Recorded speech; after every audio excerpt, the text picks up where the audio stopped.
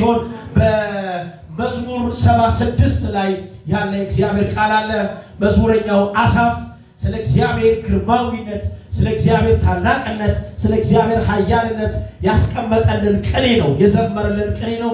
ከዛ ቅኔ ውስጥ የተወሰነ ነገር እግዚአብሔር ያስረዳኛል፣ መንፈስ ቅዱስ ያወራኛል። እሱ ነው ለእናንተ ማካፍሎ ማመጣው። በዛ አቅጣጫ እንጸልያለን። ክብር ለኢየሱስ ይሁን። ነፋስን እንደመጎሰም ሳይሆን ቃሉን ይዘን እንጸልያለን። በቃሉ ኃይል እንጸልያለን። እግዚአብሔር ድንቅን በሕይወታችን ያደርጋል። አሜን ናችሁ ወይ? ሃሌሉያ። የእግዚአብሔር ቃል ለመስማት በቃል ውስጥ ያለውን መገለጥ ለመቀበል ሬዲ ከሆናችሁ ለአምላክ ለእግዚአብሔር እልል እያላችሁ ጌታን አመስግኑት፣ አጨብጭቡ።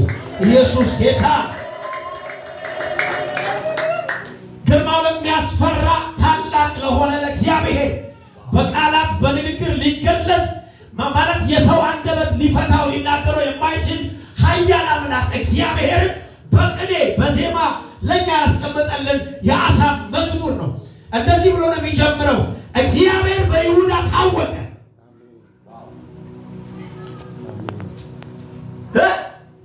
እግዚአብሔር ቤት ታወቀ፣ በይሁዳ ታወቀ። ስሙ በእስራኤል ታላቅ ነው። ድንኳኑ በሳሌም ማደሪያው በጽዮን ነው። ክብር ለጌታ ለኢየሱስ ይሁን። ሃሌሉያ። የምናገርበት ሐሳብ ያለው እዚህ ከላይ ያለው ሐሳብ ላይ ነው። እግዚአብሔር ባንተ ሕይወት ሲታወቅ፣ እግዚአብሔር ባንተ ኑሮ ሲታወቅ፣ ታላቅነቱ ባንተ ሕይወት ሲገለጥ የሚከናወኑ 1 3 4 ነገሮች አሉ። ከዚህ ክፍል ነው የምናየው። ክብር ለጌታ ለኢየሱስ ይሁን። እነዚህ ምልክቶች በእኛ ሕይወት ይሆናል።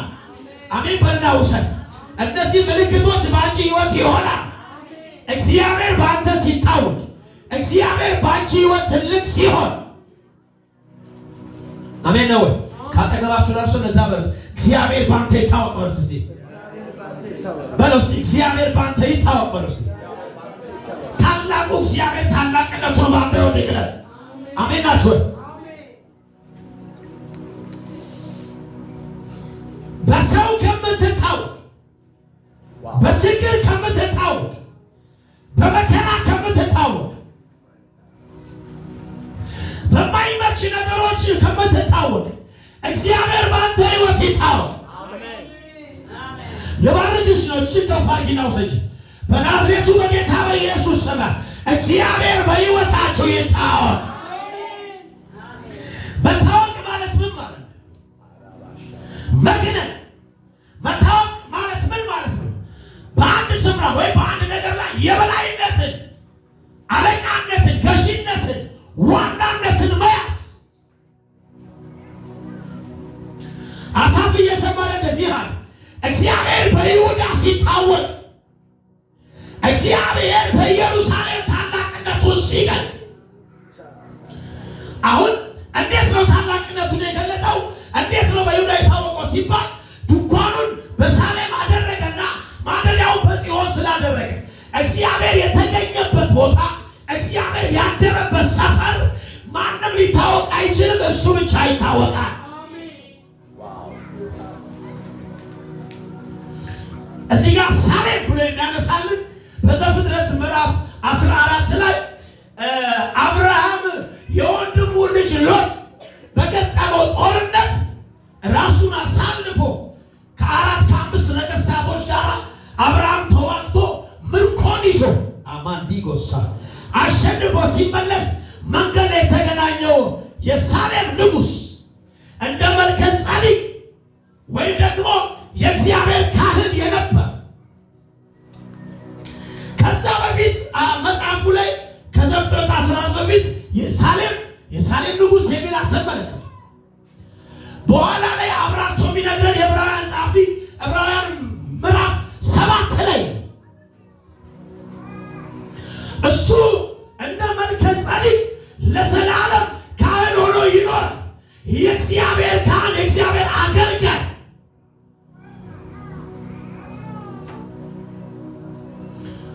አብርሃምን ሲገናኘው የወይን ጠጅ ውሃ ከተካፈለ በኋላ መጽሐፉ እንደዚህ ይለናል። ዘፍጥረት ምዕራፍ 14 ላይ አብርሃም ማርኮ ይዞ ከመጣው ከተቀበለው ነገር በሙሉ አስራትን ለመልከ ጼዴቅ ወይም ለሳሌም ለሳሌም ንጉሥ ሰጠው።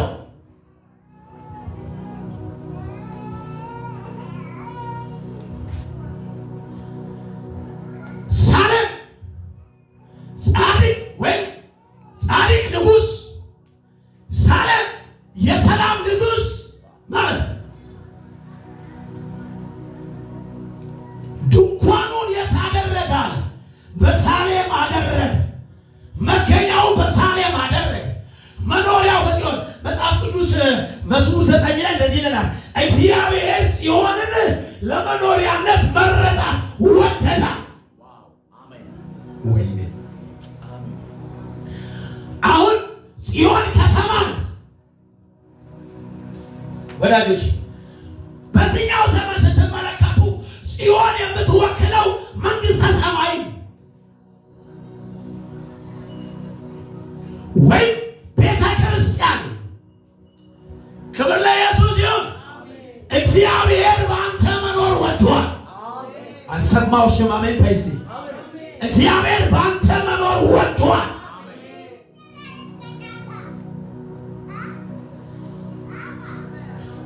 ይህንን መዝሙር 76ን ሐና ተክሌ ዘማሪዋ በአስደናቂ ሁኔታ ዘምረዋለች።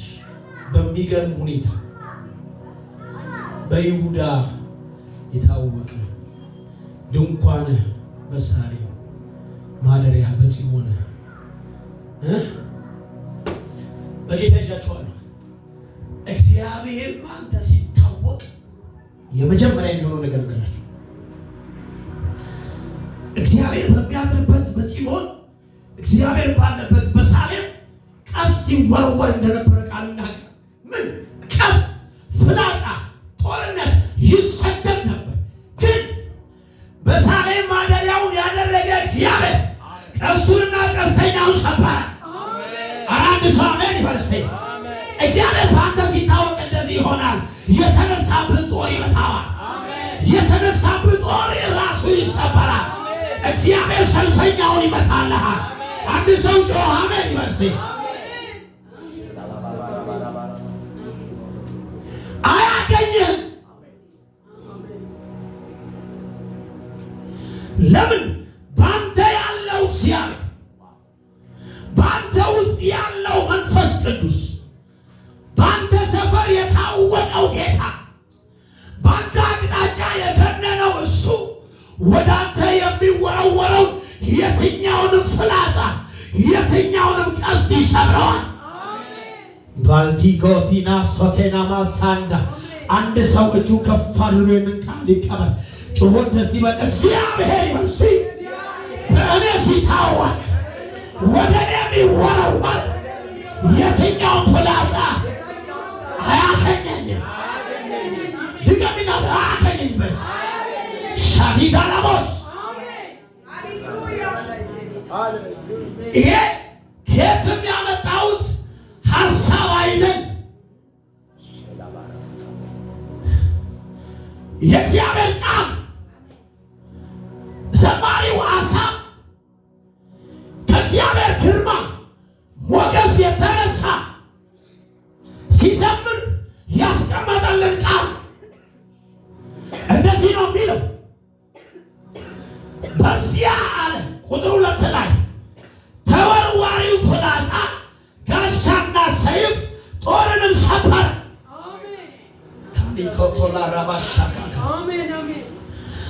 ዛሬ በዚህ ቃል እንዲያመጡ ሰዎች በመንፈስ ሊከታተሉ ናቸው። አየህ፣ ማደሪያውን አንተ ጋር ያደረገ፣ መገኛውን አንቺ ጋር ያደረገ የመረጠሽ እግዚአብሔር ዝም ብሎ ሊያማሙቅሽ አይደለም ያለው። ዝም ብሎ የሆነ አይደለም ያለው። ወደ አንተ የሚለቀቀው የትኛውንም ፍላጻ፣ የትኛውንም ጦር፣ የትኛውንም ቀስት ሊሰብር ነው። ከፋርክና ኢየሱስ መርሴ ተሰበረ በለ።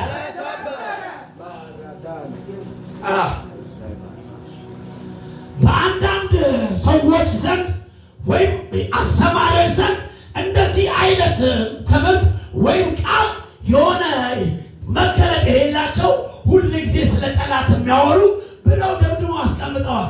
ወዳጄ የምነግርህ አንድ እውነት አለ። የማወራችሁ አንድ እውነት አለ። እግዚአብሔር አምላክ በይሁዳ ሲታወቅ፣ እግዚአብሔር አምላክ በጽዮን ሲታወቅ ያደረገው ነገር እንደዚህ ነው። ጽዮን ላይ የተለቀቀ ፍላጻን ሰበረ።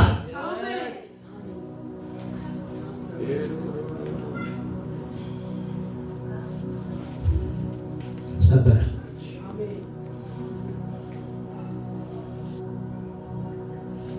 እግዚአብሔር በዚህ ስላለ በቤተ ጸባዖት ስላለ ለምን ሲሆን ላይ የተወረወረ ፍላጻ አንተ ላይ አይወረወር? አንቺ ላይ አይወረወር? ይሁዳ ላይ ሲለቀቅ የነበረ ቀስት አንተ ላይ አይለቀቅም?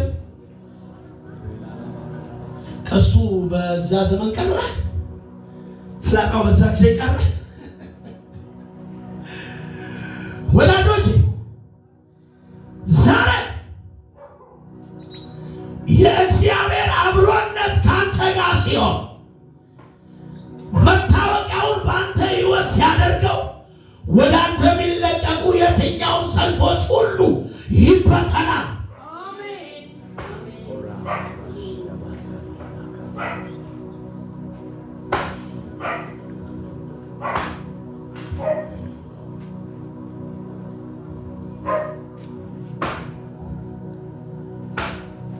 አንደኛው እግዚአብሔር ቀስትን ይሰብራል። ይሰብራል ማለት ቀላል እንዳይመስላችሁ።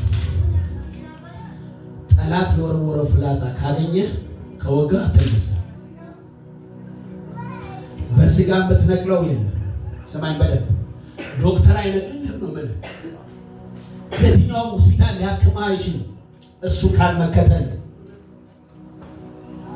እሱ ካልመታን፣ እሱ ካልሰበረ።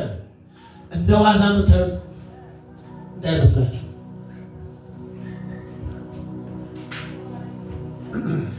ቀስት ተሰበረ የሆነ የሰነፎች ቃል አይደለም። መገለጥ የሌላቸው ሰዎች ወርድ አይደለም። በደንብ ስሙ።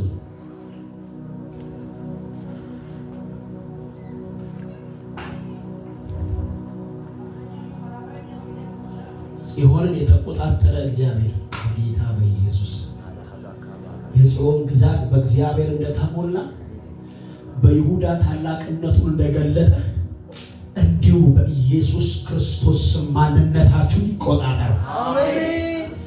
ማንነታችሁን ይቆጣጠር። ከዛ የተነሳ እግዚአብሔር መገኛውን እናንተ ጋር ስላደረገ የሚለቀቁ ፍላጻዎች ሁሉ ይሰበራል። አሜን። ሁለተኛ እግዚአብሔር በእናንተ ሲታወቅ፣ እግዚአብሔር በአንቺ ሲታወቅ፣ ሁለተኛ እንደዚህ ይሆናል። አንተ ብርሃን ተላብሰህ ደምቀሃል። ከዚህ የተነሳ ግርማዊነት ከዘላለም ተራሮች ሁሉ ይልቃል። ምን ማለት መሰላችሁ? በጽዮን ተራሮች አሉ ለዘላለም አሉ። በዛ ላይ ሆነ ታበራለህ።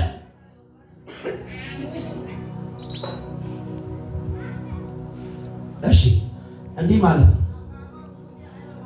የጸኑ ተራሮች የጸኑ በዛ ተራራ ላይ ሆነ ታበራለህ። ለዘላለም ታረጋለህ፣ ታበራለህ። ስለዚህ በጽዮን ያለ ጨለማ በአንተ ብርሃን ይገፈፋል።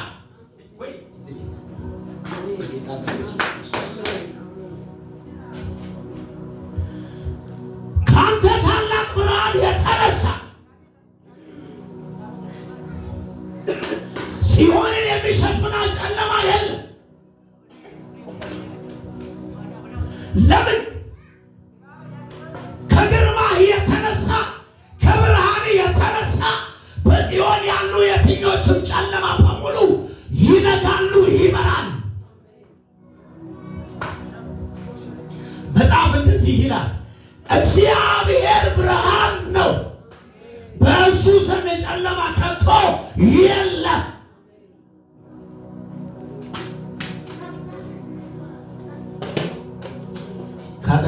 ያሉ ሰው በሉታ እግዚአብሔር ብርሃን ነው፣ ጨለማ በእሱ ዘንድ ከቶ የለም። ልብ በሉ። እግዚአብሔር በጽዮን ተራራ ላይ ከዘላለም ተራሮች በፊት እሱ ደምቆ እያበራ ስላለ ወዳጆቼ በሰማይ አለ ፀሐይና ጨረቃ የለም ወደፊት አይደል? ለምን ሲባል በጉ ምኗ ነው? ብርሃኗ ነው። በጉ ምንድን ነው? ብርሃን ነው። አሁን በጽዮን ከተማ የእግዚአብሔር ራሱ ብርሃን ስለሆነ የትኛውም አይነት የዚህ ምድር ሲስተም ብርሃን አያስፈልጋትም ማለት። ለምን? እሱ ብርሃኗ ስለሆነ። እያወራው ያለሁት እንደዚህ ነው። እግዚአብሔር በአንቺ መታወቅ ሲጀምር ብርሃኑ ይወጣል። በአንተ መግነን ሲጀምር፣ መታወቅ ሲጀምር፣ አንተን ተቆጣጥሮ ህይወትን ተቆጣጥሮት እግዚአብሔር በአንተ ውስጥ ራሱን ማኒፌስት ማለት መገለጥ ሲጀምር የእግዚአብሔር ብርሃን ከአንተ ውስጥ ይወጣል። ያን ጊዜ አንተ ጋር ያሉ ጨለማዎች ሁሉ ይነጋሉ። ያን ጊዜ አንቺ ውስጥ ያሉ ጨለማዎች ሁሉ ይበራል። የሞት ጨለማ ይከፈፋል። የበሽታ ጨለማ ይከፈፋል። የማጣት ጨለማ ይከፈፋል። በእግዚአብሔር ብርሃን ይበራል።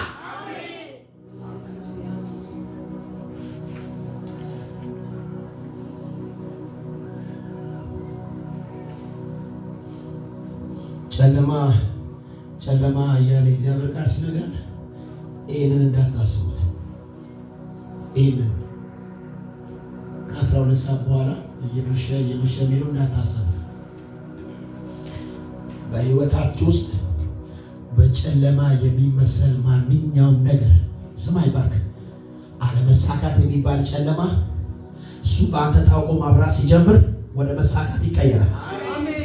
ውሰዳሜ በረና ያለ ማግባት ጨለማ እሱ በአንተ ውስጥ በብርሃን ደምቆ ሲታይ በማግባት ይቀየራል።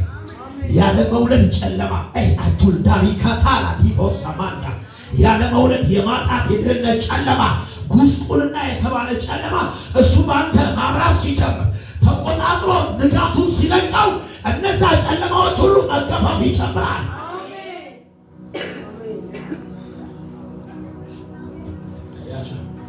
በዘላለም ተራሮች ደምቆ ምን ያደርጋል? ያበራል።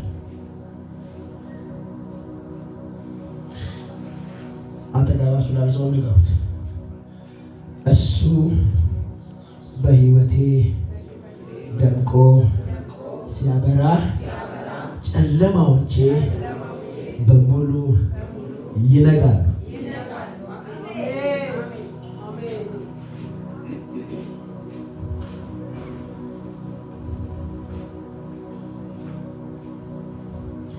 በጽዮን የታወቀው እግዚአብሔር ማደሪያውን በይሁዳ ያደረገ እግዚአብሔር ማንነቱን መግለጽ ሲጀምር፣ መገኘቱን መግለጽ ሲጀምር ትዕቢተኞችን፣ ትምክህተኞችን በሙሉ ምን አለ? አዋረደ። ከነ ትዕቢታቸው ከነ ትምክህታቸው ምን አለ? ጣላቸው። ፈረሰኛውን በሙሉ ጸጥና ዝም አደረገ። እስከ መጨረሻው አሸለሙ። ጸጥ ብለው ታይ። ለምን? በመካከሏ ያለ እግዚአብሔር ወይ ሀሊካታላ መጽሐፍ ሲናገር ደስ ይላል። እግዚአብሔር በመካከሏ ነውና አትናወጥም። እንዴት ነው ቃል ሰሙት? በጌታ እግዚአብሔር በመካከሏ ነውና ምን አትናወጥ።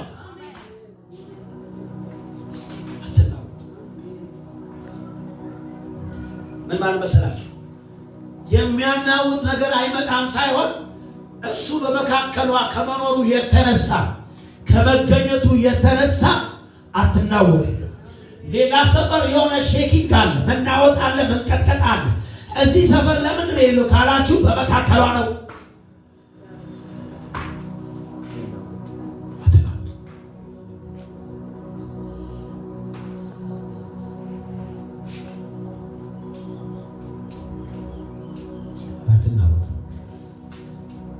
አልናወጥም በርሲ በኢየሱስም አልናወጥም በርሲ ሻዲዲ ለውሶ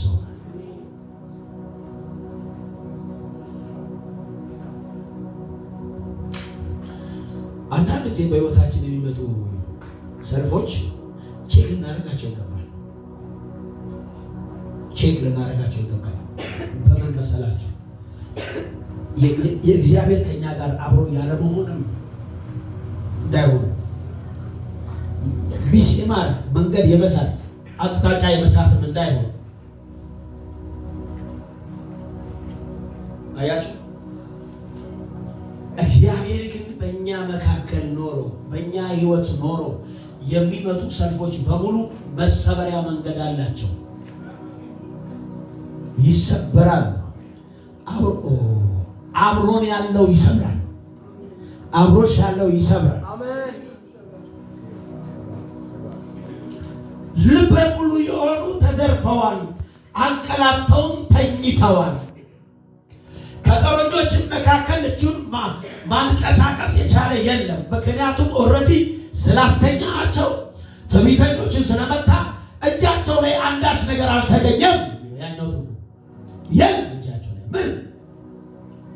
የያዕቆብ አምላክ ሆይ ከተግሳጽ የተነሳ ፈረሱንና ፈረሰኛውን ጭልጥ ብለው ምን ብለዋል አለ? ተኝተዋል። ከምን የተነሳ? ከቁጣ ከፍርድ ከተግሳጽ የተነሳ። በአንቺ መካከል ያለ በጽዮን መካከል ያለ በጽዮን ያደረው እግዚአብሔር ዝም ብሎ የተቀመጠ እግዚአብሔር አይደለም። ሊፈርድ የተቀመጠ እግዚአብሔር ነው። አሜን ነው። ሊፈርድ ፍርድ ሊያደርግ የተቀመጠ እግዚአብሔር ነው። ይኸው መፈራት ያለብህ አንተ ብቻ ነህ። በተቆጣ ጊዜ ማን በፊት መቆም ይችላል? ይሄን ቃል ስትፈርድ ያንተ ፍርድ ሲመጣ ያንን ፍርድ ሊቋቋም የሚችል ማን? ልትከበር ልትፈራ የሚገባ አንተ ብቻ። በጽዮን የሚያስፈራው የሚያስደነግጠው ያንተ ግርማ ብቻ። በይሁዳ የታወቀው እግዚአብሔር ልትፈራ ልትከበር ይገባሃል። ማደሪያውን በአንተ ዘንድ ያደረገ እግዚአብሔር መቀመጫውን መክረሚያውን መዋያውን አንቺ ቤት ያደረገ እግዚአብሔር ሊከበር ሊፈራ ይገባል።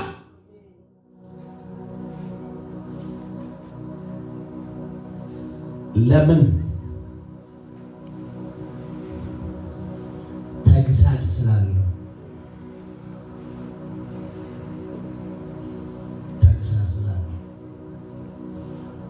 አንተ ፍርድን ከሰማይ አሰማህ፣ ምድርም ፈርታ ጸጣለች። ከሰማይ የተለቀቀው ያንተ ፍርድ አለ። ምድር ስትሰማው ደንግጣ ጸጣለች፣ ምላሽ መስጠት አልቻለችም። ወይኔ ኢየሱስ ለዘላለም ያድናል። የእግዚአብሔር ግርማ አስፈሪ ነው። ካጠገባቸው ነገሩት፣ የእግዚአብሔር ግርማ አስፈሪ ነው ማለት ነው። አሜን ነው ወይ? ስለዚህ እግዚአብሔር በግርማው ካንተ ጋር ነው ማለት ነው። በለው እግዚአብሔር በግርማው ካንቺ ጋር ነው ማለት ነው። እግዚአብሔር በግርማው ከኔ ጋር ነው ማለት ነው። ሃሌሉያ ሻሃዲ ጋቦሳታ በግርማው ከኔ ጋር አምላክ ሆይ ይህም የሆነው አንተ የምድር ጎስቋሎች ለማዳን። እዚህ ጋር የምድር ጎስቋሎች የሚለው ልበ ቅኖችን ምስኪኖችን ምን ለማድረግ ለማዳን። ይህንን ተናገር ይጨርሳል። በጽዮን የታወቀው እግዚአብሔር በይሁዳ ያለው እግዚአብሔር ለምስኪኖች ሊፈርድ ከላይ ትዕቢተኞችን ሲመታ ምስኪኖችን ደግሞ ለማዳን ልበ ቅኖችን ሊታደግ ሶስት ነገር ተናግሬያለሁ። ማደሪያውን በእኔ ዘንድ ያደረገ እግዚአብሔር፣ እኔ ቤት የተገኘ እግዚአብሔር በህይወቴ የሚለቀቁ ፍላጻዎችን በሙሉ ሊሰብር የተገኘው አሜን ናቸው። ሌላው በታላቅ ብርሃን ላይጠፋ ላይደበዝዝ ደምቆ ሊያበራ እኔ ጋር ያሉት የትኞችን ጨለማዎችን በሙሉ ሊገፍና ሊያበራ በእኔ ዘንድ አለ፣ በአንቺ ዘንድ አለ። ክብር ለኢየሱስ ይሁን። እግዚአብሔር ይባርካችሁ። ለጌታ የሚገባውን ክብር እልልታ ጭብጨባ ክብር ለኢየሱስ ይሁን። ለእግዚአብሔር ቤት የሚሆን ፍቅር ስጦታችን ከሰጠን በኋላ በዚህ ቃል እንጸልያለን። ለሁላችሁም ማለት ነው እንጸልያለን። ጌታ ተአምራት ያደርጋል።